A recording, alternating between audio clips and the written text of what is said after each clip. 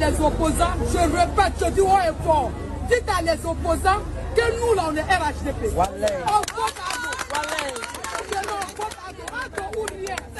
Après tout cela, c'est Ado après.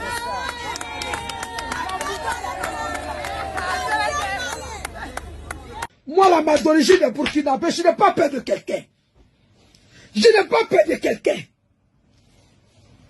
Je n'ai pas peur de quelqu'un. Moi, je suis Burkinabé 100%. Je n'ai pas peur de quelqu'un. Je suis né en Côte d'Ivoire, grandi en Côte d'Ivoire. Je suis né dans la maternité Sokura à Boaké. Moukela, trop c'est trop. Trop c'est trop. Moi, maman, j'ai dit trop c'est trop. Mesdames, Mesdemoiselles et Messieurs, bonsoir. C'était le billet de Jacques Roger, mais c'était aussi le monologue de ce soir pour parler de l'identité, de la crise identitaire de la Côte d'Ivoire. Crise vécue par tous les Ivoiriens.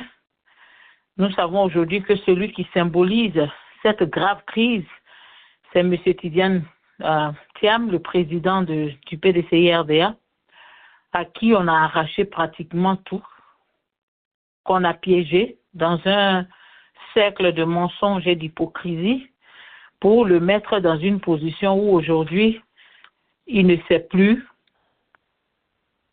qui est qui et qui fait quoi. Et on donne aux Ivoiriens ce message d'après lequel nous sommes plus Ivoiriens que vous. En écoutant l'élément de Jacques Roger, j'ai entendu cette femme, cette pauvre malheureuse ignorante, ressortissante du Burkina Faso, qui se tape la poitrine pour dire qu'elle est 100% burkinabé, mais qu'elle s'en fout parce que pour elle, c'est M. Ouattara qui doit être au pouvoir en Côte d'Ivoire. Mais vous savez, cette affirmation, les affirmations de cette femme sont en fait le reflet de la mentalité de tous les apatrides qui sont entrés en Côte d'Ivoire et qui continuent d'ailleurs d'entrer en Côte d'Ivoire. Tous ces parvenus identitaires, tous ces objets identitaires fabriqués, toutes ces personnes à qui on a distribué une identité ivoirienne fabriquée, manipulée, falsifiée, sont ceux-là qui ont le courage de crier dans les rues qu'ils sont pour M. Ouattara. Parce que nous voyons aujourd'hui que tous les Ivoiriens, et aujourd'hui je ne me gêne pas pour dire tous les Ivoiriens, parce que le mot ivoirien est lourd de sens pour nous, tous les Ivoiriens, c'est-à-dire ceux qui savent, ceux qui sont de la Côte d'Ivoire, ceux qui sont de souche, ceux pour qui la Côte d'Ivoire incarne le début et la fin de leur existence parce que c'est là où ils sont nés, parce que c'est là que leurs parents sont nés, parce que c'est là que leurs tribus sont installées depuis des centenaires. Oui, tous les Ivoiriens aujourd'hui ont compris que M. Ouattara doit quitter le pouvoir. Et il doit quitter, qu'on le veuille ou pas. Quand vous entendez une femme burkinabé dire en Côte d'Ivoire ce qu'un Ivoirien ne peut pas dire au Burkina Faso, alors les Ivoiriens doivent savoir que c'est l'heure de se lever. Il est l'heure que quelque chose arrive en Côte d'Ivoire. Il est l'heure que les Ivoiriens se lèvent comme un seul homme pour dire non. Trop, c'est trop. Parce qu'effectivement, trop est devenu trop dans notre pays. Effectivement, nous sommes étouffés, étranglés,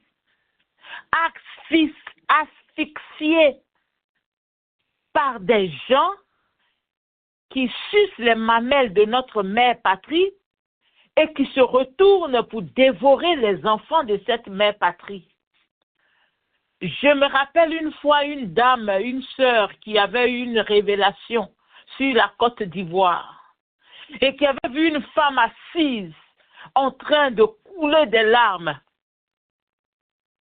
Et puis elle voyait des Burkinabés, des Maliens, des Nigériens, des Togolais, des Ghanéens, toutes sortes de nationalités en Afrique qui se battaient pour sucer les seins de cette femme qui pleurait pendant que les enfants de cette femme observaient la scène pétrifiée.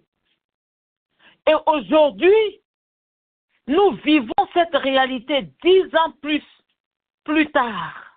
Aujourd'hui, nous voyons la confirmation de cette révélation. Notre mère patrie n'a plus de lait parce que tous les apatrides, tous les vagabonds de tous les pays alentours ont décidé de sucer les mamelles de la Côte d'Ivoire pendant que les enfants ivoiriens meurent de faim. Pendant qu'on dit aux Ivoiriens de la fermer, on permet aux étrangers de s'exprimer avec joie. On leur donne tous les moyens pour qu'ils s'épanouissent dans le pays des autres. Pendant qu'on dit à ceux à qui appartient le pays de la fermer. Ah, les Ivoiriens, c'est l'heure que la Côte d'Ivoire se lève. Parce que trop, c'est trop. Parce que trop, c'est trop. Nous avons eu mal et nous continuons d'avoir mal. Oui, nous avons eu mal avec M. Ouattara en 1999, quand le PDCI a été chassé du pouvoir. Nous avons eu mal en 2002, quand M. Gbagbo a été perturbé par un coup d'État transformé en rébellion. En 2004, quand les rebelles ont encore frappé et que les gens ont été tués à l'ouest de la Côte d'Ivoire. Nous avons eu mal encore, s'il vous plaît, en 2011, après les élections. Et nous avons vu des morts encore et des morts. Des morts et des morts et des morts et des morts et des morts. Et nous continuons encore aujourd'hui, parce que même en 2020, tout près là, nous avons vu la tête d'un jeune Ivoirien traîner, chuter à gauche, à droite comme un ballon. Oh, quelle horreur! Alors tous les Ivoiriens doivent se lever pour dire trop, c'est trop. N'écoutons pas les ramassis. Vous savez, quand le peuple de Dieu sortait d'Égypte, il y a des ramassis qui n'avaient rien à voir avec la destinée de ce peuple, qui ont suivi ce peuple. Et aujourd'hui, en Côte d'Ivoire, quand vous entendez des gens sur l'Internet, des soi-disant cyberactivistes, ce sont les ramassis de la Côte d'Ivoire, c'est-à-dire des rejetons, des ramassis. C'est-à-dire, ramassis, là, on a ramassé, c'est le reste des ramassés là. C'est ça que vous voyez actuellement, qui se sauve sur l'Internet partout pour donner l'impression aux gens que M. Ouattara est toujours aimé. Non, il ne l'est pas. C'est un mensonge stratégico-politique. Et il faut que les Ivoiriens se lèvent. Il faut que les Ivoiriens comprennent que nous n'avons pas deux pays. Oh, ma prière chaque jour, Seigneur, quand est-ce que les Ivoiriens vont-ils se lever? Quel jour allons-nous voir une marée humaine descendre sur le palais présidentiel pour chasser du pouvoir M. Ouattara comme un malfrat qu'il est? Parce que c'est les malfrats qui s'approprient les biens d'un pays et qui font n'importe quoi avec. Des arrivistes. Non. Le mot exact pour M. Ouattara ce soir, ce sont des renégats. C'est un renégat, un rejeté, un déraciné, un hypocrite qui rejette ses propres racines, qui se fabrique une identité, qui se forge une nouvelle identité qui n'est pas la sienne, qui ne le sera jamais, jusque dans toute l'éternité. Parce que la nationalité, l'appartenance à un pays, c'est la fierté de tout être humain. Dieu nous a créés sur des terres. Il y en a qui sont au centre de l'Afrique, à l'ouest de l'Afrique. Et nous sommes nés en Côte d'Ivoire. Nous sommes de la Côte d'Ivoire. C'est là notre fierté. Nous sommes fiers de dire que nous sommes Côte d'Ivoire, American Ivorian. On est d'accord pour le dire. African American, on est fiers de le dire. Oui. Parce que la Côte d'Ivoire, c'est nous. La Côte d'Ivoire, c'est pour nous. La Côte d'Ivoire, c'est notre bien précieux. Et nous espérons, nous prions chaque jour que les Ivoiriens se lèvent pour dire trop, c'est trop. Nous n'en voulons plus. Oui, pour dire trop, c'est trop. Quand M. Ouattara a fait le coup d'État en 1999, beaucoup d'Ivoiriens sont sortis dans la rue pour célébrer parce qu'ils avaient pensé que c'était M. Guy Robert qui avait vraiment fait le coup d'État. Mais ils ont découvert avec M. Laurent Gbagbo que c'est M. Ouattara qui a fait le coup d'État. Et vous avez vu qu'aucun Ivoirien n'est sorti. Quel Ivoirien dans son bon sens qui aime son frère, qui aime sa sœur ivoirienne, va-t-il sortir dans les rues pour aller jubiler parce qu'un Mossi a fait un coup d'État dans son pays, la Côte d'Ivoire? Quel Ivoirien? Qui va acclamer un Burkinabé? Pour ne pas dire voltaïque, parce que M. Ouattara n'est même pas de la période burkinabé. Vous savez, la période burkinabé, c'est une période de gloire. On parle des hommes du pays intègre. Hein? M. Ouattara n'est pas intègre. Il ne peut donc pas être appelé burkinabé. C'est un voltaïque. C'est un Mossi. Un Mossi. Un Mossi, les Ivoiriens. Réveillez-vous un peu. Rappelons-nous l'histoire de la Côte d'Ivoire. Est-ce que vous n'êtes pas choqué de voir qu'un Mossi vous dirige? Suivez mon regard, comprenez mon langage. Oui, nous sommes Ivoiriens et nous devons lutter pour notre pays. Alors, nous espérons que c'est l'heure pour ce régime. Bonsoir à tous. Merci de vous être joints à nous. Nous sommes très heureux de vous retrouver en ce jour. C'est une semaine qui a commencé et aujourd'hui encore, nous voulons parler de la Côte d'Ivoire. Nous voulons en parler parce que c'est important. Merci à Jacques qui nous donne cette opportunité chaque semaine de nous retrouver pour parler de la Côte d'Ivoire. Alors, je voudrais savoir si mes frères panélistes sont là pour que nous puissions ensemble. Voilà. Ils sont là. Voilà. Monsieur Adjaï, bonsoir. Vous avez entendu le billet de Jacques parce que ce soir, j'avais voulu qu'on écoute ce billet très important qui parle de l'identité de l'Ivoirien qui est remise en cause par des étrangers. Ah, quand je dis ces mots, j'ai tellement mal au cœur. Quand je prononce cette phrase, M. Adjaï, j'ai mal au cœur. Il y a de quoi. Vous savez, j'aurais souhaité que Sister Sarah, que ceci se passe quand elle était dans la trentaine.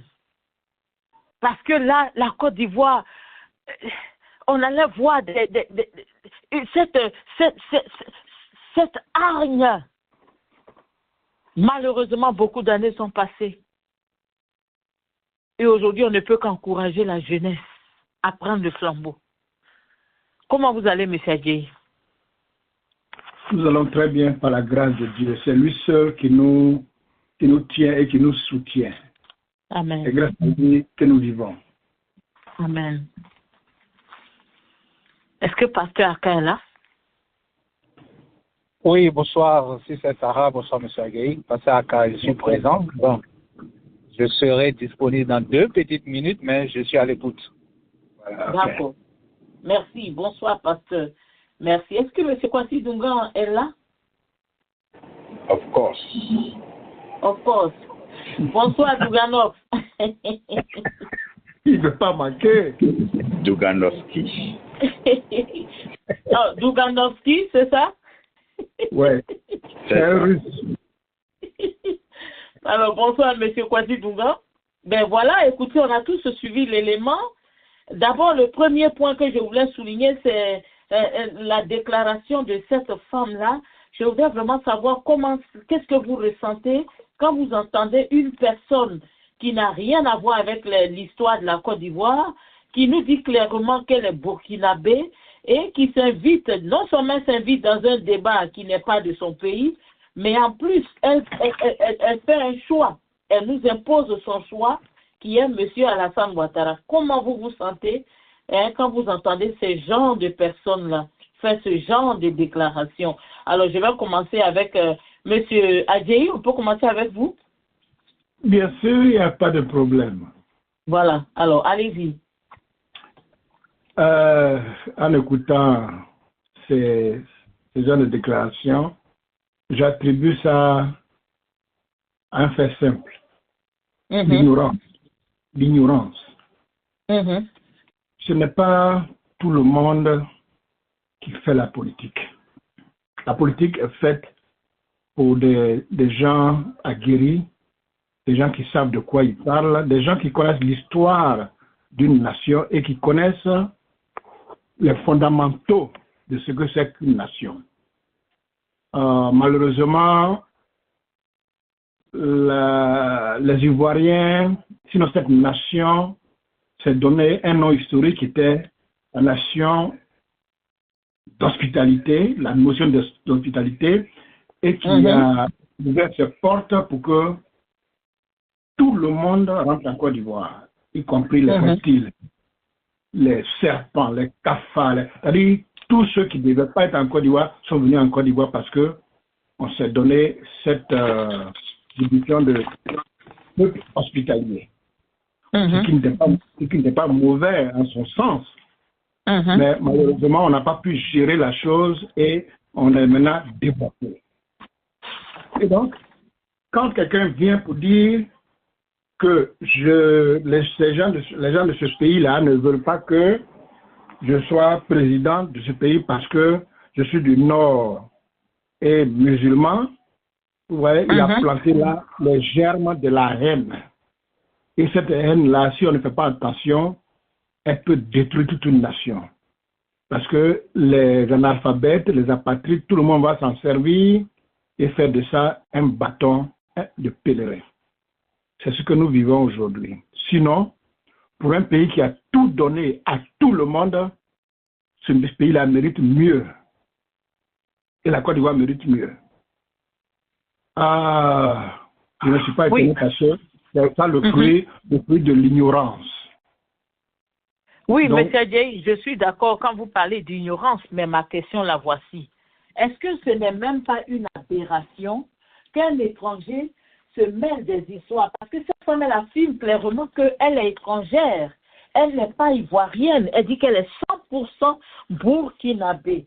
Mais elle a l'audace de s'inviter dans le débat ivoirien et de faire des affirmations incendiaires.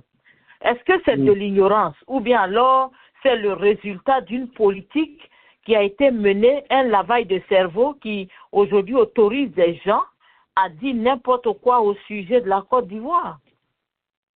Je parle d'ignorance parce que elle ne connaît pas sa place. Vous voyez, Dieu nous dit que mon peuple périt par manque de connaissance. Ça, c'est l'ignorance. Elle ne connaît pas sa place. Si elle connaissait sa place, elle pouvait dire ce pays-là, j'ai tout fait dans ce pays, il faut que je le respecte. D'ailleurs, Ouattara n'est pas burkinabé, Ouattara est voltaïque. Le burkinabé est venu avec l'ère de Thomas Sankara. C'est ce qu'aujourd'hui incarne Ibrahim Traoré. Donc, le burkinabé est un homme digne. Mais les voltaïques,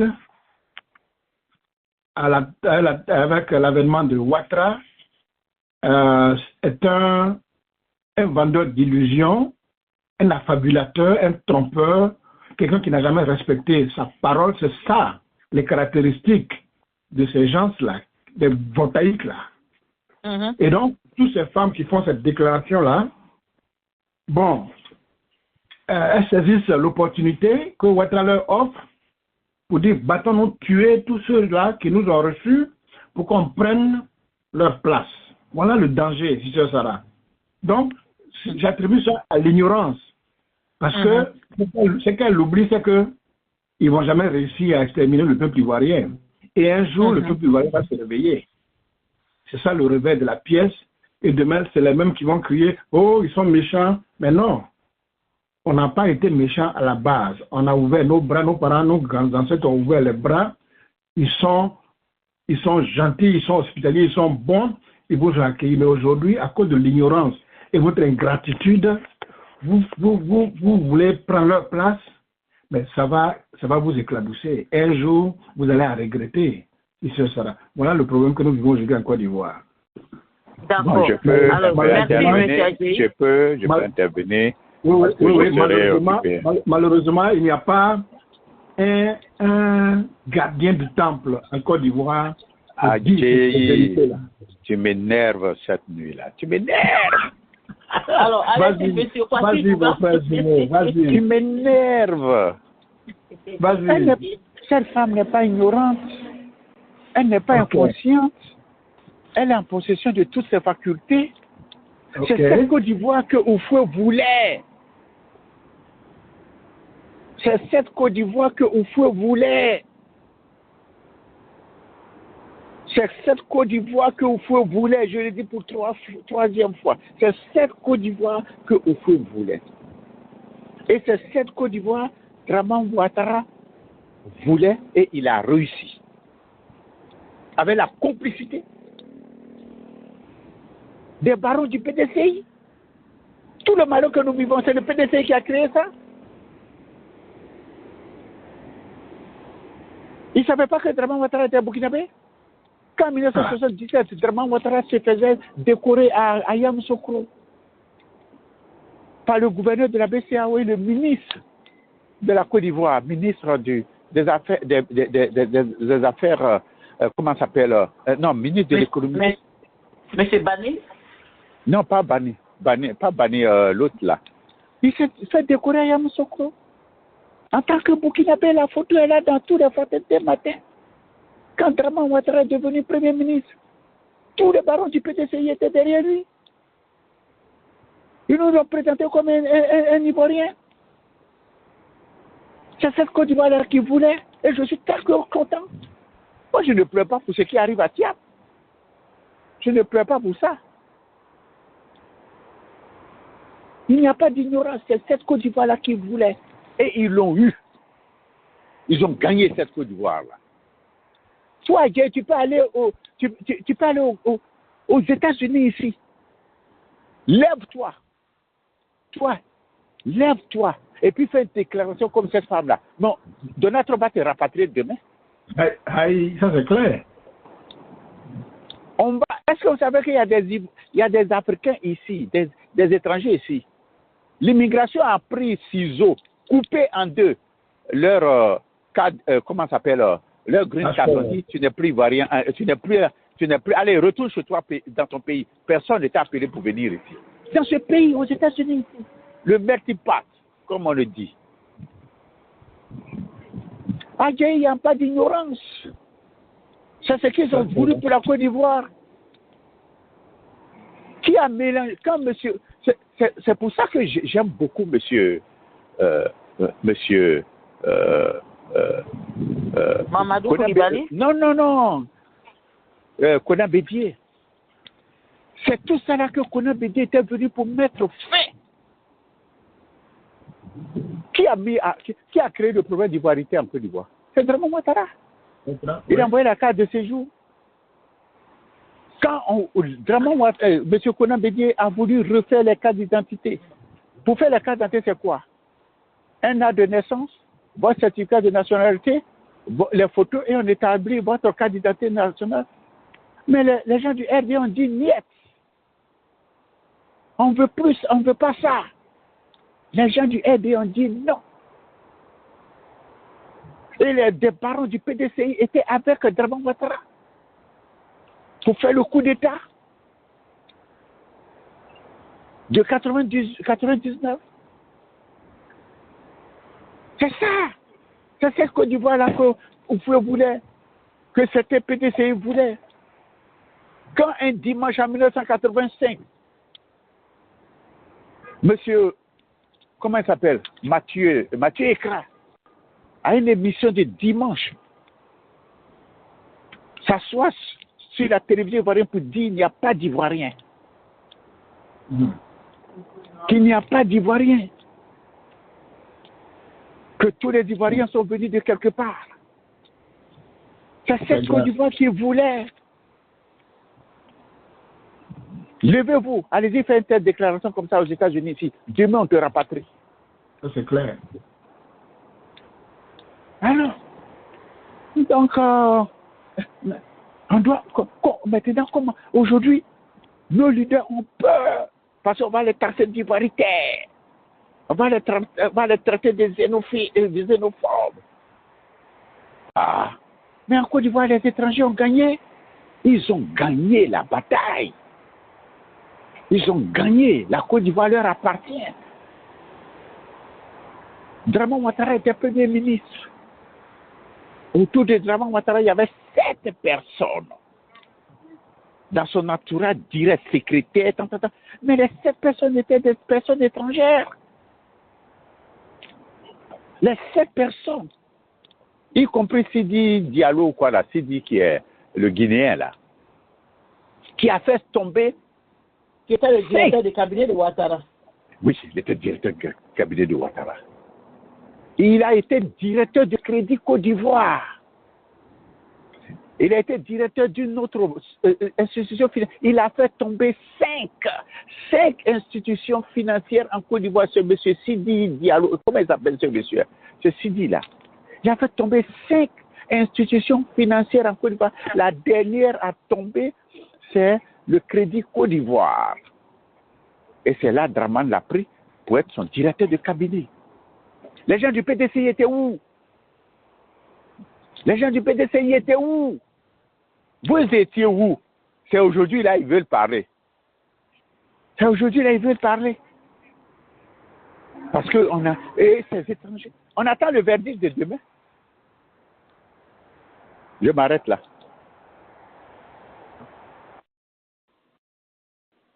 Merci, M. Dougan. Alors, Pasteur Aka, vous êtes prêt maintenant pour intervenir? Oui, je suis prêt. Voilà, allez-y. Hein? Oui, bonsoir tout le monde, hein, M. Kwasi, M. Agueyi, commandant Jacques et tous ceux qui nous suivent. Bonsoir. Voilà. Bon, je vais situer mon intervention sur 2 aspects, ou peut-être 3, rapidement. Le premier point, je vais parler de l'ironie dans laquelle la dame s'exprime. C'est-à-dire que ce que cette dame est en train de dire, effectivement, je suis d'accord avec M. Dougan, elle n'est pas ignorante.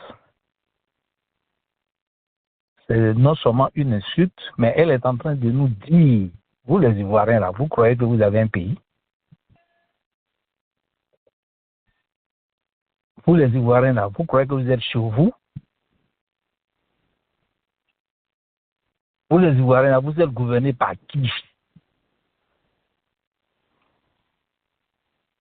Vous les Ivoiriens là, vous ne valez rien? Vous n'avez pas d'intégrité?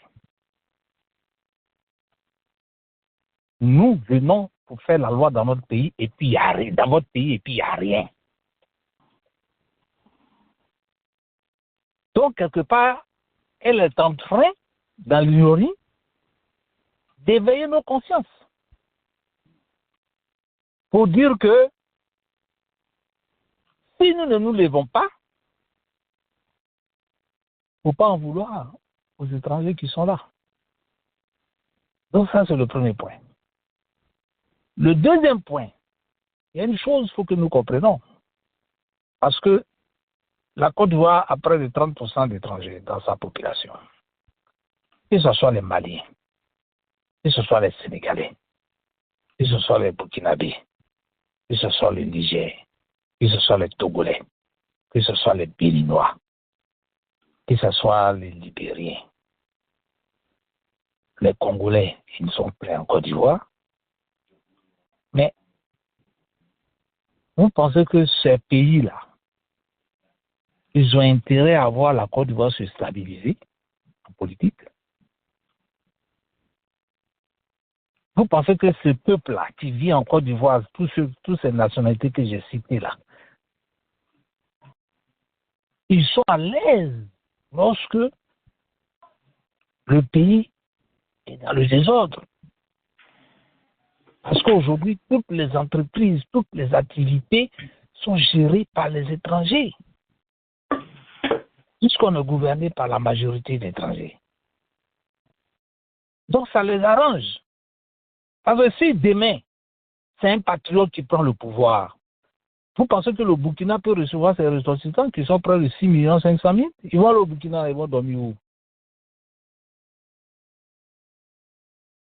Si demain, un patriote prend le pouvoir, vous pensez que les Maliens, là, ils vont aller où? Les Maliens qui sont en Côte d'Ivoire, ils vont aller où? Les Togolais qui sont en Côte d'Ivoire, ils vont aller où? Est-ce que leur pays est dans les conditions qu'il faut pour les recevoir? Non. C'est vrai que ces pays sont en train de eux-mêmes se chercher dans leur souveraineté. Nous, on les acclame et tout. Mais ils n'ont pas intérêt de voir la Côte d'Ivoire se stabiliser par un patriote pour que leurs ressortissants rentrent dans leur pays. Non, ils n'ont pas cet intérêt-là parce que ça ne va pas les arranger. On a vu pendant la crise, j'ai dit bien, j'étais à Abidjan, lorsqu'il y a eu la guerre, les Français même qui sont rentrés en France, qu'on est venu transporter avec les cargos, quand ils sont arrivés en France, on les a donné des tentes pour dormir dessus. Mais et tous, ils sont revenus, ils disent qu'ils préfèrent être en Côte d'Ivoire même quand il y a la guerre. Ça veut dire quoi? Ça veut dire que nos politiciens, depuis Houphouët-Boigny, ils nous ont aveuglés, ils nous ont endormis, ils nous ont fait croire que nous sommes aimés par la sous-région. Le fait de vouloir prétendre être leader de la CEDEAO, leader dans l'économie. Mais tout ça, ce sont des farces. C'est une façon de nous abrutir. Au moment où nous ouvrons nos frontières, nous faisons croire que nous sommes tous des êtres humains et que nous devons nous respecter, nous devons nous aimer, nous devons nous préserver, mais eux, ils sont là pour nous faire du mal. Ah non. Donc, il faut plutôt féliciter cette dame. Ce qu'elle a dit là, c'est la vérité. Elle dit, je suis burkinabé. Bien. On a des Guinéens ici que je connais.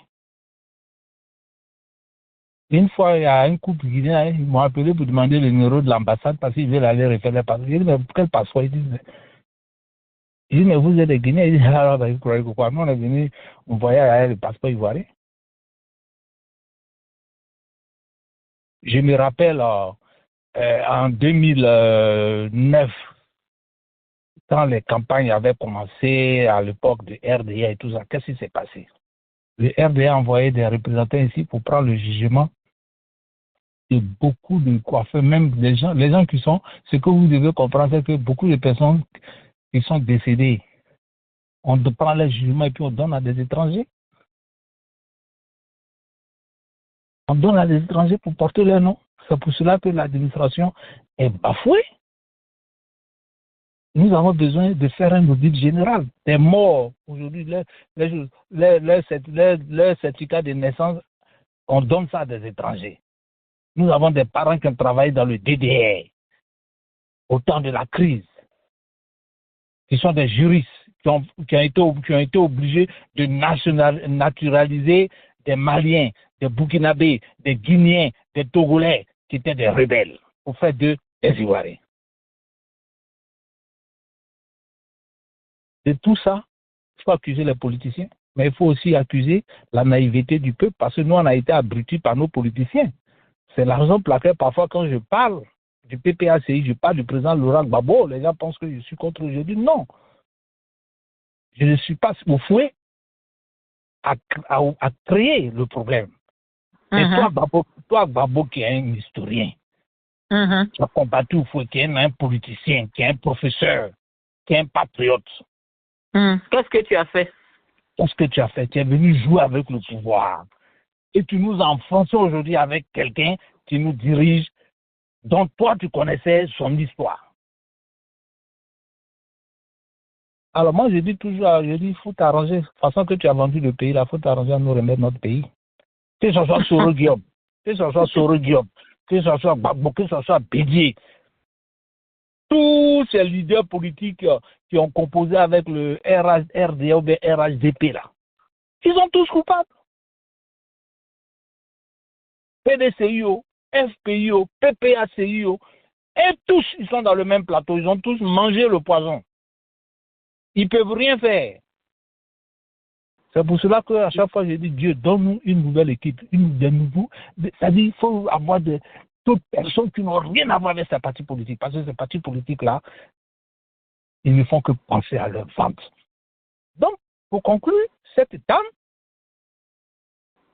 elle est en train de nous dire, elle affirme, elle est en train de mettre notre identité en cause. Vous n'avez pas d'identité, vous les Ivoiriens. C'est ce qu'elle est en train de nous dire. Votre président Oufo-Boigny ne vous a jamais considéré comme Ivoirien à travers le PDCI, parti unique. Bédier est venu, bon, il a voulu faire un peu, et puis voilà. Babo est venu, il a enfoncé tout le monde, et puis on est dedans. Alors on attend pour voir comment ils vont réagir. Octobre, 25 octobre arrive. Nous sommes en phase d'un dilemme. Merci. L'autre question que je voulais poser, Monsieur Dougan, vous avez déjà réagi sur cette première question. La deuxième question que je voudrais poser, c'est, et je vais commencer avec Monsieur Dougan, c'est le rôle des imams dans la politique ivoirienne. Vous savez, on a critiqué les pasteurs parce qu'ils ont fait des fausses prophéties. Au temps des Gbagbo, tout le monde prophétisait que c'était comme ci, c'était comme ça. Mais avec M. Ouattara, on a vu l'implication. Et dans l'élément que nous avons suivi, il y a même une dame qui a demandé où sont les imams. Une façon de dire que les imams sont devenus un peu silencieux. Alors, M. Dougan, et puis après on va prendre M. Sissoko. Voilà. M. Dougan, votre avis sur l'implication des imams? Je ne suis pas disponible pour dans 5 minutes. D'accord. Alors, M. Adjei? Oui, c'est ça, Sarah. Pardon, M. Adjei. Je vais prendre M. Sissoko d'abord, s'il vous plaît. Voilà. Okay. M. Sissoko? Bonsoir, c'est ça, Sarah. Oui, bonsoir, mon frère. Comment va? Très bien, merci. Et vous? Merci beaucoup de m'avoir donné la parole. Je salue tous les auditeurs sur la radio. Je vous écoute, le débat est très très intéressant, le débat ivoirien. On est toujours à l'écoute pour votre émission. Merci. Vous faites une très bonne émission, madame Sissa Sarah. Merci. Je voudrais préciser quelque chose. J'ai écouté tout de suite M. Douga en train de citer. Le nom c'était Sidia Touré qui a été chef directeur du cabinet de Alassane Ouattara. Effectivement, il s'appelle Sidia Touré. C'est lorsqu'il est revenu en Guinée, il est devenu Premier ministre. À l'époque, c'était Lansana Conté qui gérait le pays. Donc, il est devenu Premier ministre en Guinée. Et actuellement, le même Sidia Touré, à cause de la junte militaire, il se retrouve en Côte d'Ivoire. Parce qu'il a sa maison là-bas en Côte d'Ivoire. Il est en Côte d'Ivoire. Donc, c'était pour donner cette information-là. Maintenant, en ce qui concerne la situation ivoirienne, c'est que, effectivement, ce qui arrive à la Côte d'Ivoire, c'est la faute au PDCI. Parce qu'ils ont laissé tous les étrangers rentrer en Côte d'Ivoire et ils n'ont pas pu contrôler l'immigration. C'est ça le problème. Parce qu'un pays, si vous n'arrivez pas à contrôler votre immigration, tôt ou tard, ça va créer des problèmes. Parce que quand vous prenez la sous-région, vous m'entendez ainsi, ça sera? Oui, on vous entend très bien. Vous prenez la sous-région, vous prenez le Mali, il y a plus de 4 millions de Maliens qui vivent en Côte d'Ivoire. Vous prenez les 3 pays de l'AES, là, le Mali, le Burkina Faso et le Niger. Je prends tous les 3 pays là d'abord. Quand vous comptez les 3 pays, il y a plus de 8 millions, c'est-à-dire les 4 millions de Burkinabés, 4 millions de Maliens et 2 millions ou 1,5 million de Nigériens qui vivent en Côte d'Ivoire. Vous prenez la Guinée, nous sommes à presque 3 millions de Guinéens qui vivent en Côte d'Ivoire.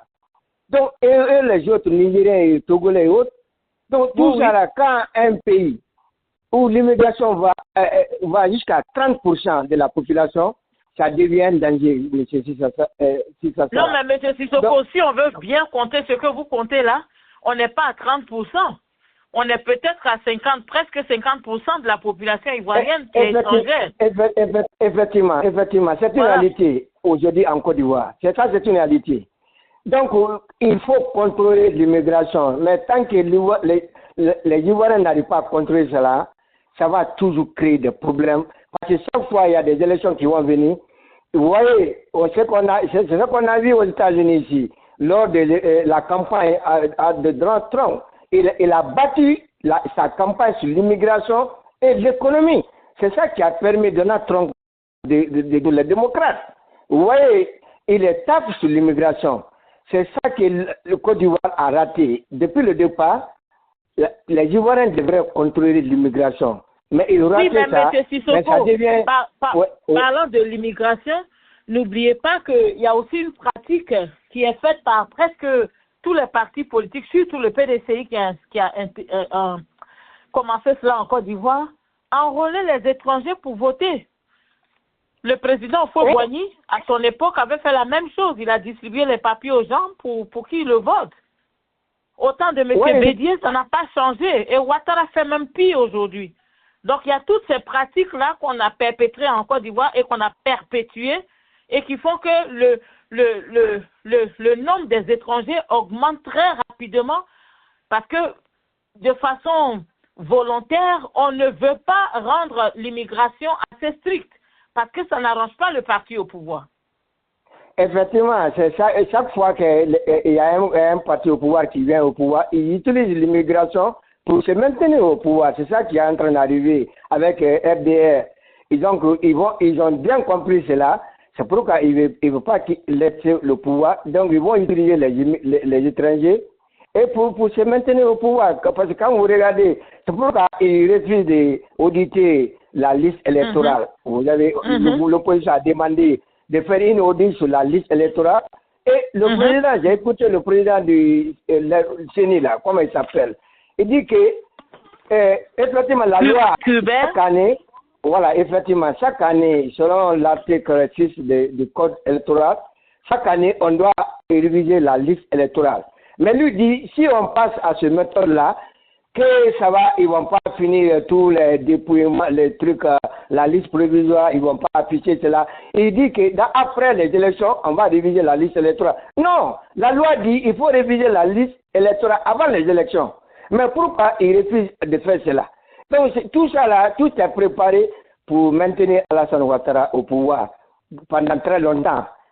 Quand vous écoutez tous les responsables de RDR, que ce soit Kanja Kamara, ou Ahmad Touré, là, comment il s'appelle, Mohamed Touré et autres, Mamadou Touré, Mohamed Touré, ils sont tous d'accord qu'il faut aller aux élections après, on va faire la révision des listes électorales. Et pourtant, il y a un montant qui a été donné, et même l'Union européenne a contribué pour la révision de la liste électorale. La loi qui dit, dans son article 6, chaque année, il faut faire une révision de la liste électorale. Mais pourquoi RDR refuse cela? Qui ne veut pas se maintenir au pouvoir, si c'est ça. Voici le problème. Donc, moi, par conclusion, Alassane Ouattara veut mourir au pouvoir. C'est ça la réalité. C'est la même chose que Alpha Condé a tenté en Guinée. Mais après, il y a eu malheur de ce monsieur-là. Et il y a eu, par la suite, un coup d'État en Guinée. Mais si ce n'est pas ça, Alassane Ouattara, il n'est pas prêt à laisser le pouvoir. Il n'est pas prêt à bouger. Je suis d'accord avec vous. C'est ça que je vois. Je suis d'accord. Merci beaucoup. Moi, je peux dire comme conclusion. Merci beaucoup, M. Sissoko. Alors, M. Adjei.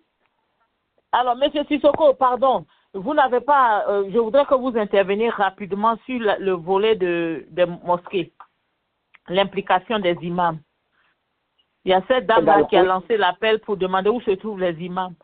Dans leur combat pour le pouvoir, elle appelle les imams à s'impliquer davantage.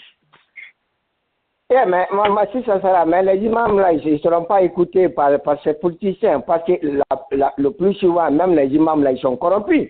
Parce que l'État passe les moyens à leur donner de l'argent pour fermer les yeux sur la vérité. Sinon, un imam est religieux. Et c'est eux qui doivent dire la vérité. Parce qu'on voit, quand il y a une élection au Congo Kinshasa, là-bas, République démocratique du Congo, il y a des prêtres qui s'impliquent dans la politique. Et ils arrivent à dire la vérité aux gouverneurs, ceux qui sont en train de gouverner, de tout faire pour que la justice ou l'élection soit transparente au Congo. Mais quant à dans les autres pays, là, comme la Guinée ou en Côte d'Ivoire, les imams, là, ils ferment leur jeu sur la vérité, M. Sassara. Ils sont tous corrompus. C'est ça que moi je pourrais dire. Ils ne peuvent rien faire contre devant ces présidents-là, parce qu'ils ont peur de perdre leur place, M. Sassara. C'est malheureusement, on vit dans ça, même partout en Afrique. C'est ça qui se passe. Les imams là qui vont oser de dire la vérité, ils sont attaqués de leur moitié là-bas ou de leur église. C'est ça la réalité, c'est ça. Malheureusement, voilà, merci. On est dans cette situation. Merci de signaler aussi les églises, parce qu'il y a aussi des pasteurs qui sont corrompus dans cette histoire politique-là, parce qu'ils reçoivent des enveloppes. Merci, M. Sissoko. Alors, M. André, il y a Jacques qui veut faire un point. On va lui donner rapidement le micro et puis on revient vers vous. Oui, Jacques. D'accord. Oui, si ce sera, vous m'entendez, j'espère. Bien sûr. Oui, on vous entend très bien. Voilà. Merci beaucoup et merci M. Sissoko et tous ceux qui interviennent, à Pasteur Aka et M. Dougan et tous ceux qui sont en ligne qui n'interviennent pas. Alors, c'était pour faire un point par rapport à ce que M. Sissoko a dit tout à l'heure et je crois qu'il y a beaucoup d'Ivoiriens qui font pratiquement la même chose en accusant, peut-être à tort ou à raison, toujours le PDCI et DA pour cette affaire d'immigration. Je peux le dire que c'est un peu exagéré. Oui, on peut accuser le PDCI et DA, mais en réalité, c'est pratiquement toute la Côte d'Ivoire. Parce que ceux qui connaissent l'histoire de la Côte d'Ivoire savent que l'immigration en Côte d'Ivoire a commencé depuis les années 1930. C'est le colon qui a commencé avec l'immigration. La Côte d'Ivoire était devenue donc une terre où il fallait donc amener tous ceux de la sous-région pour une exploitation et autres. Donc ça a commencé dans les années 1930. Bien sûr, après donc l'avènement donc du PDCI au pouvoir, il faut reconnaître que le PDCI en son temps, ce n'est pas le PDCI de maintenant, c'est le PDCI de tout le monde. C'était pratiquement toute la Côte d'Ivoire qui était PDCI puisqu'il y avait un parti unique. Et le PDCI a continué avec la politique d'immigration. Et jusqu'à un moment donné, des militants du PDCI avaient compris que cette immigration sous le président Houphouët-Boigny, qui était donc le père de la nation, celui qui prenait les décisions, l'alpha et l'oméga, qu'on ne pouvait pas forcément challenger. Je sais que dans les années 1960, il y avait eu donc une politique pour challenger la politique du Houphouët-Boigny par rapport à l'immigration, mais ça n'a pas apporté donc les fruits escomptés. On le connaît avec la suite, avec le départ donc des Béninois au niveau donc de la Côte d'Ivoire et tout ça. Donc cette politique a continué après l'indépendance. Mais il a commencé donc à avoir une prise de conscience dans les années 1990. C'est en ce sens que M. Henri Konan Bédié, qui a pratiquement lu et compris l'enjeu donc de l'immigration, a tenté donc de créer donc un sursaut d'orgueil. Pas contre les étrangers en tant que tels, mais réveiller donc la conscience des Ivoiriens sur ce danger que nous sommes en train de vivre aujourd'hui, en mettant en place l'ivoirité. L'ivoirité, pas forcément Henri Konan Bédié, je vais dire les intellectuels autour d'Henri Konan Bédié, avec certainement l'appui d'Henri Konan Bédié, bien sûr. Donc on mit la politique de l'ivoirité. C'était pour protéger les Ivoiriens et contrôler l'immigration. On se souvient que dans les années déjà 1988, il y avait eu donc une réflexion des intellectuels universitaires sur la politique d'immigration où il y avait eu un rapport. Le rapport, donc, le seuil de l'intolérance est donc atteint au niveau de la Côte d'Ivoire. Bédié avait commencé le travail. Alassane Dramane Ouattara, qui se sentait visé et qui avait fait donc la politique des étrangers pour sa campagne, puisque c'était un intellectuel, il avait compris qu'il y avait une forte partie donc de la population ivoirienne, des gens qui sont nés en Côte d'Ivoire, qui n'avaient pas la nationalité ivoirienne, qu'on pouvait exploiter politiquement. Dès lors, M. Ouattara a commencé avec sa politique. Et la politique d'ivoirité qui devait donc permettre à la Côte d'Ivoire donc de se protéger a été galvaudée pour faire en sorte que ça devienne une politique contre les nordistes, contre le porteur de Boubou et autres. Et ça, c'était à l'avantage de M. Ouattara. Alors, on me dit que c'est le PDCI-RDA. Mais le PDCI est parti du pouvoir depuis combien d'années? Depuis 1999. Un coup d'État qui a été applaudi par pratiquement une bonne partie de la classe politique ivoirienne, quoi, supporter ce coup d'État. Gbagbo, qui supportait donc l'ivoirité, mais à un moment donné, pour pouvoir avoir le pouvoir, a été obligé donc de coopérer avec M. Ouattara et ceux qui, à un moment donné, n'étaient pas pris en compte par cette affaire d'ivoirité, c'est-à-dire qu'au lieu d'utiliser, au lieu de faire de ça une politique nationale, chacun voulait donc l'exploiter pour arriver au pouvoir. Donc le PDC est parti donc du pouvoir depuis 1999. Nous sommes aujourd'hui, ça fait 26 ans. Après le PDCI, il y a eu quand même un régime, il y a eu le régime de Gueye. Gueye ne pouvait pas mettre fin à cette politique de l'immigration. Qu'est-ce qu'ils ont fait? Zéro. Laurent Gbagbo arrivé, qu'est-ce qu'il a fait? Zéro. Ouattara arrivé, et qu'est-ce qu'il fait? Zéro. Donc c'est très beau de toujours quitter le PDCI-RDA, mais je ne suis pas forcément d'accord. Puisqu'après le PDCI-RDA, il y a les différents régimes qui sont arrivés, qui ont pratiquement ont passé tout le temps pour ne pas être traités d'ivoiritaires, ont passé tout le temps à ne pas régler donc, le problème. Donc aujourd'hui, nous sommes dans une situation assez compliquée. Déjà dans les années 1990... Nous sommes d'accord avec ce que vous dites, le PDCI n'est pas le seul responsable. D'accord, mais nous disons que le PDCI, parce qu'il est resté au pouvoir pendant 30 ans, et c'est ce que M. Ouattara est en train de faire. Le PDCI a géré le pays pendant 33 ans, donc il a eu assez de temps, mais il n'a pas mis de politique. Depuis 58, ça fait 35 ans. Depuis 58, le PDCI au pouvoir, ça fait 35 ans. Je vais vous répondre très rapidement. Ça fait près donc depuis 1900, ça fait près donc de 100 ans que les États-Unis ont une politique donc d'immigration, non? Trump est arrivé, n'est-ce pas, de 3 mois. Est-ce qu'il n'est pas en train de régler son problème à sa manière? N'est-ce pas, de 3 mois? Voilà. Donc, c'est parce qu'il n'y avait pas une volonté politique. S'il y avait une volonté politique, ce problème allait prendre fin ou bien allait diminuer. Mais on ne l'a pas fait, on s'est amusé avec ça.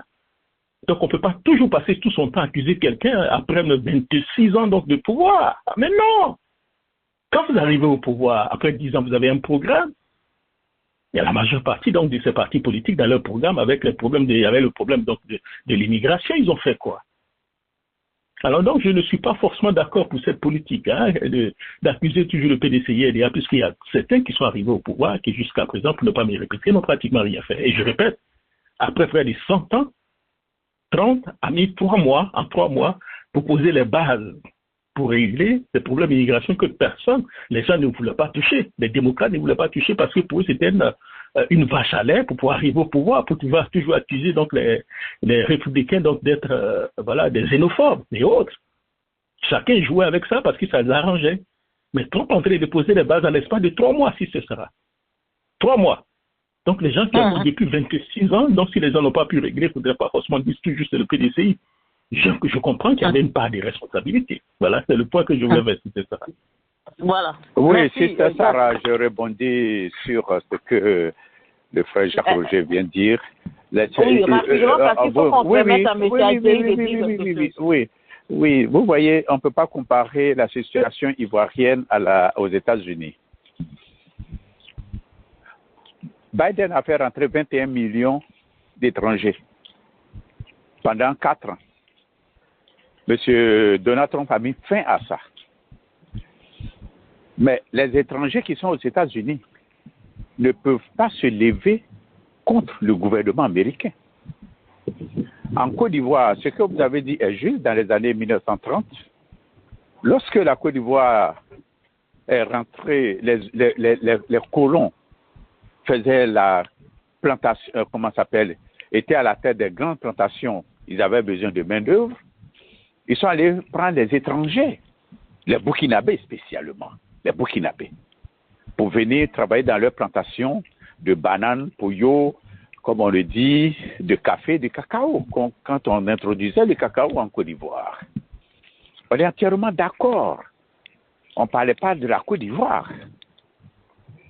Le président Houphouët prend le pouvoir. Il devient président en 1960, le 7 août 1960. Mais M. Houphouët n'a rien fait pour mettre fin à cela. Il n'a rien fait. Au contraire, ce n'est plus maintenant les Burkinabés qui venaient travailler dans nos plantations, c'était maintenant tout le monde. Les Béninois, les Togolais, les Guinéens, les Maliens, et tout le monde. Ça, c'est sous Houphouët-Boigny. Et les Ivoiriens sont toujours... Les Ivoiriens se sont toujours pleins. Oui. Si vous permettez, vous savez, nous accusons le président Houphouët, c'est vrai, mais nous ne comprenons pas un peu la position du président Houphouët à cette époque. On connaît bien la position de Houphouët-Boigny. Permettez-moi permettez que je dise double nationalité. Allez-y. Non, c'est pas cela. Vous savez, les gens qui ont mené le combat avec Houphouët-Boigny, quand vous parlez des années 30, des années 40, des années 50, la Côte d'Ivoire n'existait pas en tant que telle. Je suis d'accord. C'était l'AOF. Et cette AOF-là, donc tout le monde venait, tout le monde partait dans toutes les directions. Oui. Donc notre problème commence à partir de 1960. Mais Merci. quand Houphouët-Boigny reçoit l'indépendance en 1960, n'oubliez pas qu'il a des amis de lutte de l'AOF. Donc Houphouët est dans la mentalité de l'AOF. Mais après lui, c'est là où je suis d'accord avec Jacques, après Houphouët-Boigny, on a tous vu les lacunes du vieux, mais qui parmi tous ceux qui ont remplacé Houphouët ont fait de l'immigration un cheval de bataille? Le dommage était tellement grand. On pouvait toujours le réparer, monsieur Dubin. Attendez, on ne peut pas réparer. Il n'est pas facile de réparer en politique. Mais on pouvait essayer, on pouvait commencer. Mais Kona Bédié a essayé, il est parti par un coup d'État. Maman, le dommage est très grand. Nous sommes en train de subir les dommages collatéraux de la politique de Houphouët-Boigny. Vous êtes en train de dire que oui, on était dans l'AOF. Houphouët avait des compagnons de lutte. Mais Modibo avait compagnons de lutte aussi. Senghor avait compagnons de lutte. Tous ceux qui sont devenus présidents en 1960 dans l'AOF, ils avaient tous des compagnons de lutte. Mais pourquoi nous? Le chiffre que le frère Pasteur Aka vient de donner, non, le chiffre que Pasteur Aka a donné, 30% d'étrangers en cause. Ça, c'est le recensement de 1988. 1988 qui disait déjà que la Côte d'Ivoire avait 30% d'étrangers. S'il vous plaît. Et ce recensement-là n'a jamais été publié officiellement. En 1990, aux élections de 1990, c'est-à-dire que sous Houphouët-Boigny, laissons les colons à part, sous Houphouët-Boigny, il y a eu tellement d'étrangers en Côte d'Ivoire. Déjà en 1988, 30%. En 1990, aux élections, vous-même vous avez dit, on a distribué les cartes d'identité nationale de Côte d'Ivoire des Ivoiriens. Mais c'est normal que certains viennent dire sur les chaînes de télévision pour dire la carte d'identité, certificat de nationalité, c'est du papier, ça ne vaut rien. On a distribué les cartes d'identité nationales aux étrangers pour pouvoir aller voter massivement au Houphouët-Boigny. Le dommage était tellement grand qu'il était très difficile de mettre fin à cela. M. Kona Bédié vient. Il dit, bon, on va voir clair dedans. On va voir clair dans cette histoire. On va refaire toutes les cartes d'identité nationale. C'était une manière d'éliminer toutes les cartes d'identité frauduleuses. Mais le dommage était tellement grand que M. Dramane Ouattara a pris ça il a pris la défense à qui on a donné frauduleusement les cartes d'identité nationale jusqu'à ce que le coup d'État arrive en 1980. Comment ça s'appelle? En 1980, en quelle année? 99. Mais ce que aussi, il faut le dire, il y a eu des gens comme le président Laurent Gbagbo qui ont participé, comment ça s'appelle, à aggraver aussi la situation. En venant présenter M. Dramane Ouattara comme lui, un historien, pour dire que la Côte d'Ivoire est née en 1960. Donc, par conséquent, il n'y avait pas d'Ivoiriens avant 1960. Voici, tout le monde est complice dedans. Mais on ne peut pas... Quand M. Jacques Roger dit que ça fait 26 ans, bien 30 ans qu'ils ne sont plus au pouvoir, Mais le dommage et les effets collatéraux sont tellement grands qu'on ne peut pas, résoudre ce problème. Aujourd'hui, Gbagbo était avec, j'ai fini en une minute. Gbagbo était avec, Draman Ouattara pour le coup d'État de 99. Bédi était avec, Draman Ouattara pour l'élection de 2010. Aujourd'hui, l'étranger, c'est lui qui est aujourd'hui président de la Côte d'Ivoire. Vous pensez que c'est lui qui va venir mettre, une loi d'immigration en Côte d'Ivoire pour empêcher les étrangers, ses parents de venir en Côte d'Ivoire? Non. C'est maintenant, aujourd'hui, là. Aujourd'hui, si Douguin est président, là, c'est le seul. Non seulement on va chasser tous ceux qui sont venus en Côte d'Ivoire après 2010, et puis on recommence notre cahier. Aujourd'hui, même tu vas dans les villages où il y a eu la guerre, la rébellion, à Boaké. Merci, M. Douga. On va permettre à M. Adjei de dire quelque chose. Nous n'avons même pas un fichier de naissance correct. Ils ont tout brûlé. Voilà. Parce qu'on ne voulait plus de la nationalité ivoirienne. Merci. Merci, M. Douga. Alors, M. Adjei, allez-y, votre intervention par rapport à tout ce que nous sommes en train de dire. Je vais faire 2 points. Le premier point, c'est concernant les imams. Où sont les imams? Vous savez, les imams, les musulmans, vous savez, ils ont une culture, la culture de la solidarité et la culture de, je dirais, le fanatisme. Ils sont solidaires. C'est un groupe ethnique qui est très solidaire.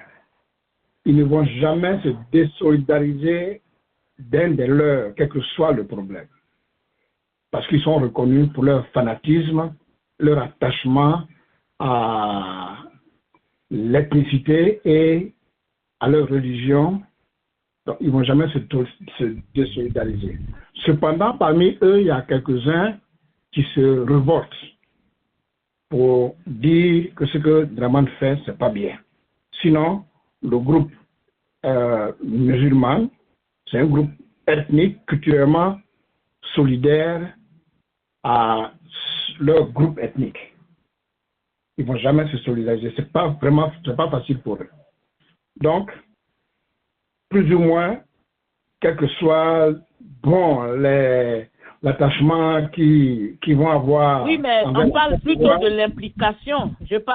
Nous parlons plutôt de l'implication des imams dans la politique. Et on l'a vu en 2010, quand la crise a éclaté, il y a des mosquées qui étaient remplies d'armes. On l'a vu.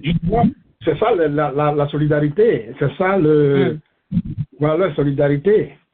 Parce que leur mentor leur a dit, c'est parce que je suis musulman et du Nord qu'on ne veut pas que je sois président. Donc ils se sont tous solidarisés.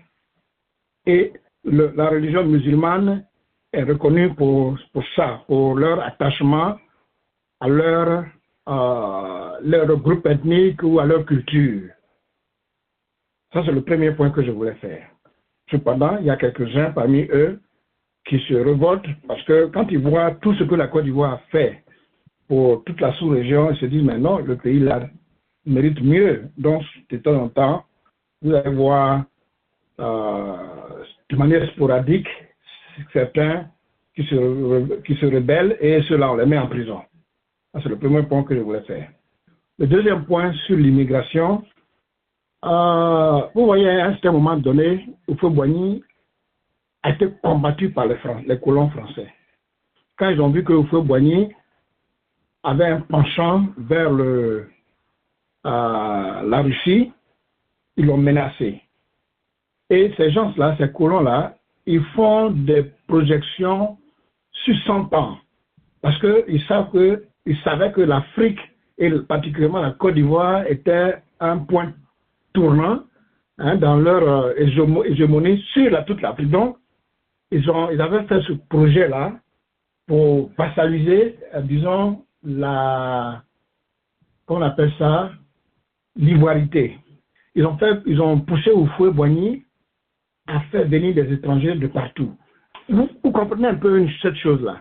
Houphouët-Boigny a été le seul candidat depuis longtemps, mais Qu'est-ce qui poussait Houphouët-Boigny à donner des cartes d'identité à des étrangers pour voter pour lui pendant qu'il était le seul candidat? Vous comprenez ça un peu? Si ce n'est pas que quelqu'un est derrière lui, il y a un bras fort qui est derrière lui pour le pousser à faire ces erreurs-là. Les Ivoiriens pouvaient tous voter pour Houphouët-Boigny et puis il n'y avait rien. Il passait toujours. Mais pourquoi on distribuait les cartes d'identité aux étrangers? C'est parce qu'il y avait un plan derrière. Vous comprenez un peu cette chose-là. Il y avait un plan derrière. Et c'est ce plan, c'est ce que nous vivons aujourd'hui, où la rébellion est venue pour amplifier cela en détruisant le fichier ivoirien. Vous voyez donc, quelque part, n'accusons pas Houphouët-Boigny. Parce qu'il y avait une main forte derrière lui. Il n'était même pas maître de lui-même. Il ne savait pas où cela pouvait nous amener aujourd'hui. Vous savez, M. Adjaye, moi je me demande à quel moment les Africains et surtout les Ivoiriens vont prendre responsabilité pour leur propre pays. Maintenant, on doit accuser les Français, on doit trouver des mains invisibles quelque part pendant que nos présidents font des erreurs très graves qui nous affectent. Il faut qu'on ait le courage d'en parler. Houphouët-Boigny était un homme très puissant dans l'Afrique de l'Ouest, tout le monde le sait. D'ailleurs, les Français n'ont pas pu envoyer la dévaluation jusqu'après la mort d'Houphouët. Parce qu'il était encore vivant, il a dit non.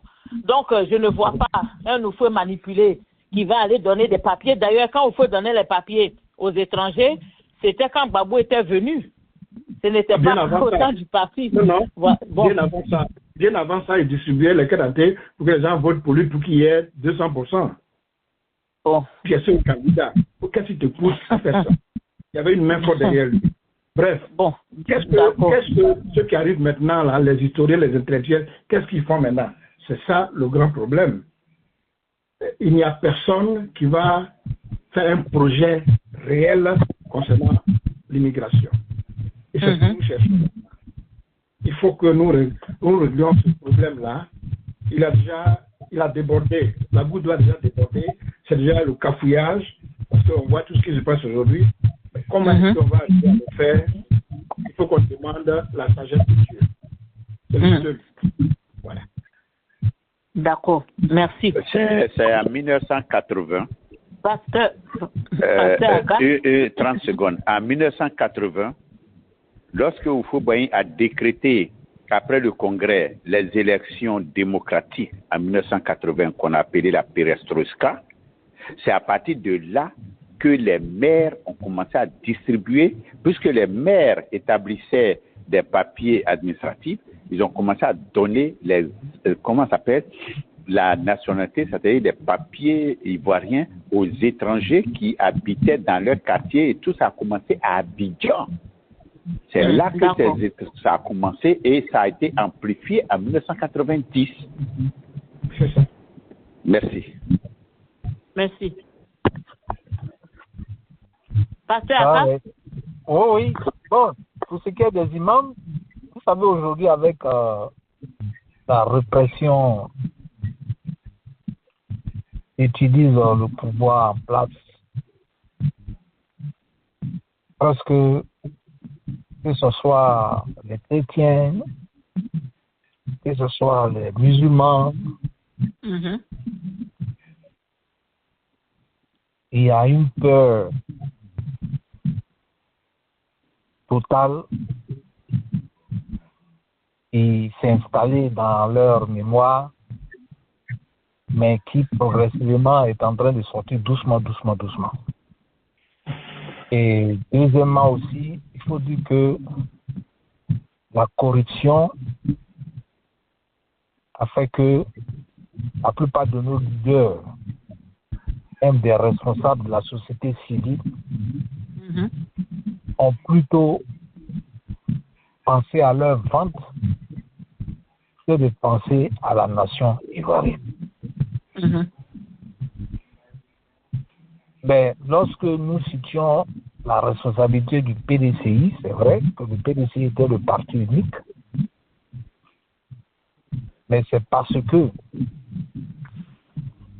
au moment où, je crois dans les années 92 ou 91, au moment où il y avait un début de prise de conscience, où c'était pour la première fois que Houphouët devait choisir un premier ministre. c'est pas parce qu'il n'a pas de compétences au niveau du PDCI. C'est pas parce qu'il n'y avait pas de compétences au niveau des autres, il n'y avait pas d'intellectuels qui pouvaient jouer ce rôle. Moi, je pense que Oufoué a aimé la Côte d'Ivoire, mais il n'a jamais aimé les Ivoiriens. Il faut avoir le courage de le dire. Parce que tu ne peux, pour la première fois dans une nation, tu vas nommer un premier ministre. Mais la Côte d'Ivoire, ce sont les Ivoiriens, hein, donc... Non, ce que je veux dire, c'est comme aujourd'hui les étrangers aiment la Côte d'Ivoire, mais ils n'aiment pas les Ivoiriens. Ils n'aiment pas le peuple. C'est comme nous aimons les créatures, mais nous n'aimons pas le créateur. Vous voyez un peu ce que je veux dire? Oui, oui. Donc, non, et vous aimez les fesses, vous n'aimez pas le visage. Oui, donc, bon, alors, permettez que je donne mon proverbe. Hein. On aime la poule, mais on n'aime pas ses poussins. Voilà, vous avez raison. Donc, vous voyez, c'est un mal qui est profond. C'est un mal qui est profond. C'est pour cela qu'il faut aller à la source pour régler ce problème. Le problème de la Côte d'Ivoire ne peut pas se régler de façon superficielle. C'est pas possible. Et une seule personne ne peut pas. Tant qu'il n'y a pas une unité, il n'y a pas une action d'ensemble, et que nous allons rester dans nos positions de PPACI, de PDCI, de FPI, de PPACI, de MGP, machin et tout, tant que nous allons rester dans cette identité-là, COGEC, ce n'est même pas la peine de s'emmerder. On n'a qu'à laisser Ouattara faire ce qu'il a fait. Le jour où Dieu l'appelle là, Dieu va l'appeler. Parce que, à la base, la population est consciente. Mais la population est manipulée par les leaders politiques.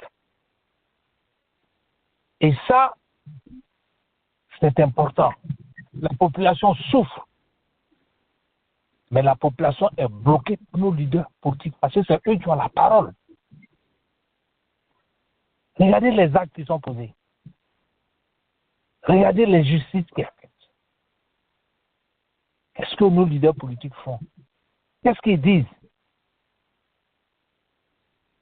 Quand vous écoutez un Bleu Goudé, il a un langage qui est différent. Il y a tellement de haine dans le cœur de nos leaders politiques des uns des autres, qu'à tel point que ça facilite l'ennemi de gouverner. Parce que l'ennemi ne règne que quand il y a la division. Quand il y a la division. Oui. Donc, quand vous allez aujourd'hui en Côte d'Ivoire, je peux vous dire que ce soit les boutiques, que ce soit le transport, que ce soit aujourd'hui les plantations, que ce soit les petits business, c'est géré par qui? Par les étrangers. Ils vivent en capitalisme. Les Burkinabés, ils cotisent. Ils montent des affaires, ils font des choses. Nous-mêmes aussi, au niveau de la diaspora, on ne s'entend pas. C'est le même esprit là qui est là-bas. Donc, vous voyez, alors c'est un mal qu'il faut régler à la source. On va t'en parler, on va t'en dire. Vraiment, il faut qu'il y ait un réveil. Donc, les imams aujourd'hui, bon, comme beaucoup de pasteurs, nous prêchons la paix, nous prêchons le pardon, nous prêchons l'amour. Mais le peuple de l'Israël, à un certain moment, s'est levé. Et comme la Côte d'Ivoire n'est pas un pays à 100% chrétien, il y a plus de laïcs. On ne peut pas en vouloir aux hommes, aux religieux. Parce que tous faisons partie de la société civile. Il faudra que nous parlons tous en tant que des citoyens d'un pays, que nous agissons tous. On ne peut pas compter sur une catégorie de personnes, dire que c'est les imams, ou bien les pasteurs, ou bien les évêques, ou bien les protestants, ou bien les baptistes. C'est pas possible. Vous voyez? Donc, c'est un mal qui est profond. Mais, il ne faut pas désespérer. Ce qui est sûr, au fur et à mesure, il y a une prise de conscience. Mais les gens n'ont pas encore trouvé la solution. Mais jusqu'au 25 octobre 2025, les gens trouveront la solution. Voilà. D'accord. Merci. Alors, la dernière question que je voudrais poser par rapport à cet élément... Non, c'est Sarah, je ne me suis pas prononcé sur les imams. Ah oui, bon. Oui, pardon. Allez-y, M. Dunga. Très rapidement, il faut comprendre qui est imam en Côte d'Ivoire. Mm-hmm. Mais la plupart des imams en Côte d'Ivoire, ce sont des Maliens, des Guinéens. En Côte d'Ivoire, avant, là, pas maintenant. Même, allons-y même. Quelle région de la Côte d'Ivoire, ils sont beaucoup musulmans? Ce n'est pas au sud, ce n'est pas au centre, ce n'est pas à l'ouest, ce n'est pas à l'est. Au nord, ce n'est même pas tout le monde. Mm-hmm. En Côte d'Ivoire, où il y a beaucoup de musulmans, c'est la région d'Odinée. Korogo, ce sont des féticheurs. Les Sénofos sont des féticheurs. J'étais à Korogo en 1985. Toutes les mosquées de Korogo avaient pour imam des Maliens. C'est maintenant que nous avons une génération d'Ivoiriens imams. Donc, s'il y a un leader politique qui prend la cause des étrangers, mais ces imams vont aller le supporter. Je ne veux pas parler des 3000 pasteurs de Makosso qui supportent autre chose. Ça, c'est autre chose. Ça, c'est différent. Qui n'existe que dans la tête de Makosso. Eux, c'est de l'argent, ils veulent.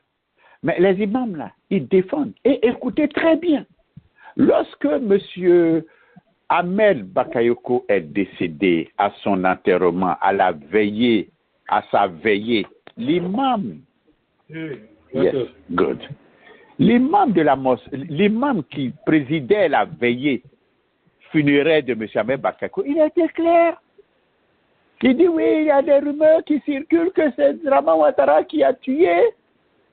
Mais c'est pas grave, laissez tomber. Parce que grâce à Draman Ouattara, nous les musulmans, on peut parler maintenant, on peut porter nos boubous, on peut parler avant, on ne pouvait pas parler. Donc même si c'est Draman Ouattara qui a tué Ahmed Bakayoko, laissez tomber. Vous avez écouté ça? Quelle a été la réaction des Ivoiriens? Zéro. Parce que l'Ivoirien qui va parler va dire que c'est les leaders politiques aujourd'hui là, aucun ne se prononce sur l'immigration en Côte d'Ivoire.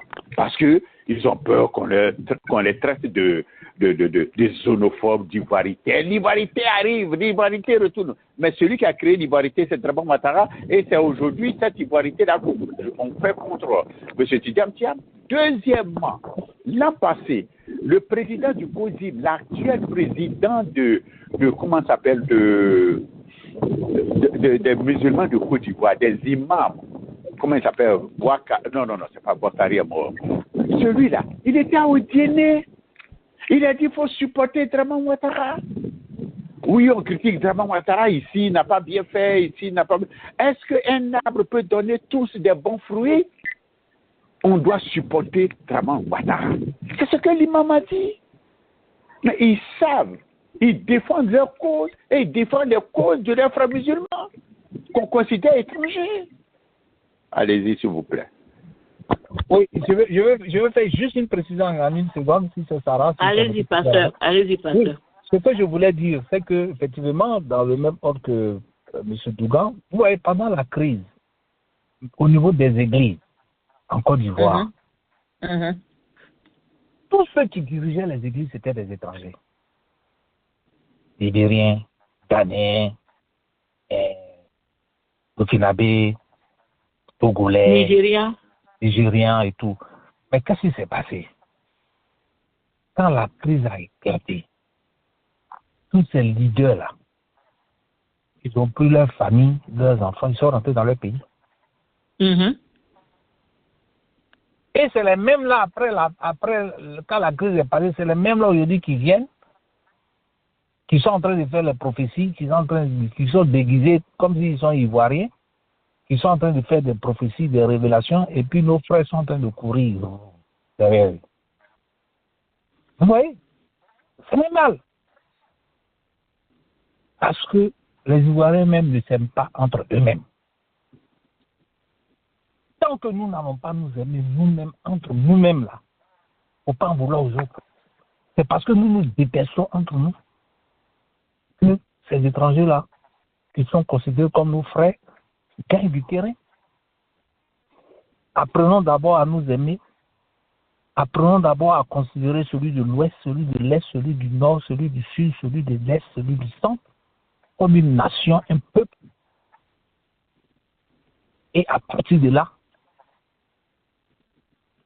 nous pourrons apporter les changements qu'il faut. Mais tant que ce soit dans le domaine spirituel, nous allons toujours nous minimiser. Dieu est assis sur son trône et puis il nous regarde. Il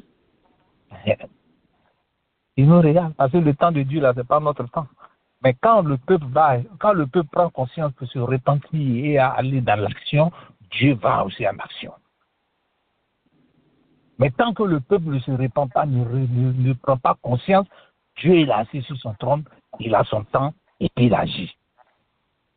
C'est pour ça qu'on dit le temps de Dieu n'est pas le temps des hommes. Mais nous pouvons faire bouger Dieu si et seulement si nous pouvons bannir nos haines, nos querelles et que nous pouvons nous considérer comme une nation, un peuple qui prend en main son destin, qui cherche son identité, qui cherche sa liberté. Dieu va nous soutenir. C'est ce que je voulais dire. Oui, mais Pasteur Akam, permettez, M. Dougan, est-ce que le peuple ivoirien peut justement réclamer, gérer l'immigration si le peuple ivoirien n'est pas au pouvoir? C'est ça la grande question. Tout ce que vous proposez est beau, mais comme dit M. Dougan d'ailleurs, qui crée la nation?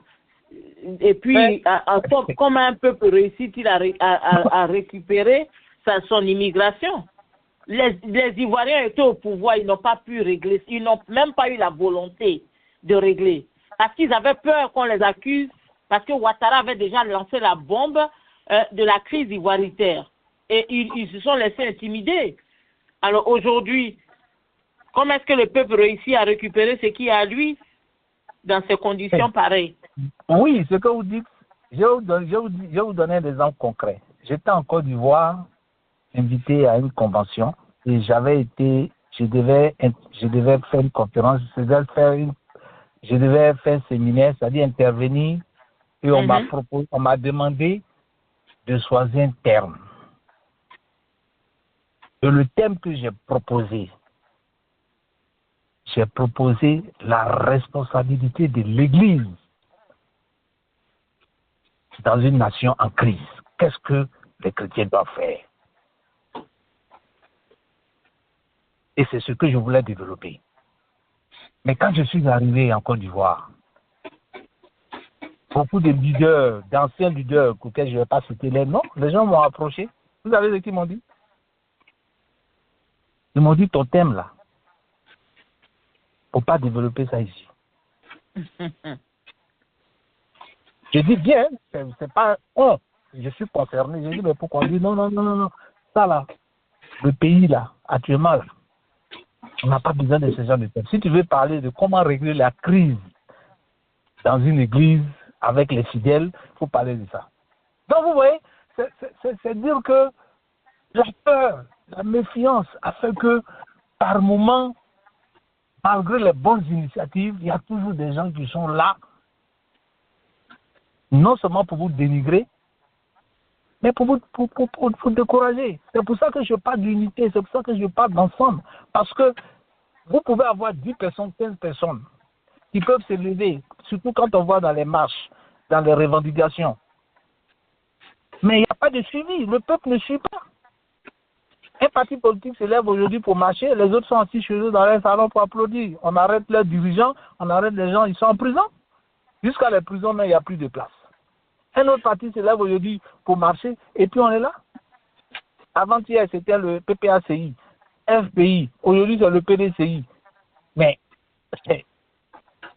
les autres sont assis là, ils acclament. Vous voyez? Donc c'est pour ça que je parle d'unité. Il faut bannir toutes ces barrières. Pour que merci, pasteur. Merci je suis obligé de vous interrompre parce que nous sommes presque à la fin de l'émission et je vais faire le tour de table. On va commencer avec M. Adjei. 1 minute chacun pour votre mot de fin, rapidement. Oui, merci, Sister Sarah. La Côte d'Ivoire est très mal partie. Vous savez, lorsque vous avez un petit furoncle et que vous ne le traitez pas pendant qu'il est petit, qu'il grossit, et finit par créer un problème jusqu'à ce qu'on vous ampute, soit le pied ou le bras. C'est ça le problème d'immigration en Côte d'Ivoire. Ce problème n'a pas été géré au départ quand on faisait rentrer tout le monde en Côte d'Ivoire. Or, quand ces gens-là arrivent, quand un arrive dans une région, ils ont une spécialité, ils font venir leurs parents, et ainsi de suite. Vous avez vu aujourd'hui que dans tous les campements, tous les hameaux de Côte d'Ivoire, il y a du Laboukou. C'est à cause de ça. Et donc, le problème est arrivé à un niveau où, je ne sais pas par où on va commencer. Ça a débordé. Et donc, on prie Dieu qui nous donne la sagesse qu'il faut, parce que ce n'est pas par la force, ce n'est pas par notre intelligence ou bien par le diplôme qu'on peut régler ce problème. C'est par la sagesse de Dieu. Donc, prions Dieu pour qu'il nous aide. Voilà ce que je peux dire sur ça. Merci, M. Adjaï. Alors, Pasteur Aka, rapidement, je reviens à vous avant d'aller vers M. Dungan. Ben, on ne fait que prier. Comme la Bible nous dit, réveille-toi, toi qui dors, afin que Christ éclairé. Tant que le peuple ivoirien ne se réveille pas et ne prend pas conscience de ce qu'il traverse, de ce qu'il vit, on n'attendra pas un miracle ailleurs. La balle est dans notre camp. Réveillons-nous, prenons nos responsabilités et Dieu va nous aider. Dieu vous bénisse. Merci, Pasteur Aka. M. Dungan. Merci, Sister Sarah. Merci tout le monde. Ce que je vais vous dire est très simple. Avoir l'hymne national, avoir un drapeau, avoir, une devise, ne garantit pas que nous avons un pays, une nation. La Côte d'Ivoire ne repose sur aucune valeur nationale. Aucune. Et c'est fait exprès par la France. Qui va bâtir la nation ivoirienne? Parce que quand vous bâtissez, on ne peut pas... Une nation qui ne repose pas sur des valeurs nationales ne peut jamais perdurer dans le temps. Elle sera toujours déboussolée. C'est très simple. Et la France a compris. La France ne permet pas que nous avons une nation, un peuple uni. Parce que quand un peuple est uni, il est fort. Il revendique les mêmes droits. Il revendique les mêmes biens. Les dirigeants ont peur d'une nation. Et les dirigeants veulent toujours s'appuyer sur la division des peuples pour régner. Qui va venir créer la nation ivoirienne? Je vous remercie. Bonne nuit. Merci, M. Dungan. Oui, c'est la grande question. Qui va bâtir la nation ivoirienne? En tout cas, il est temps pour que le peuple ivoirien se lève et on espère qu'ils vont se lever. Bonne nuit chez vous et puis on se retrouve la semaine prochaine.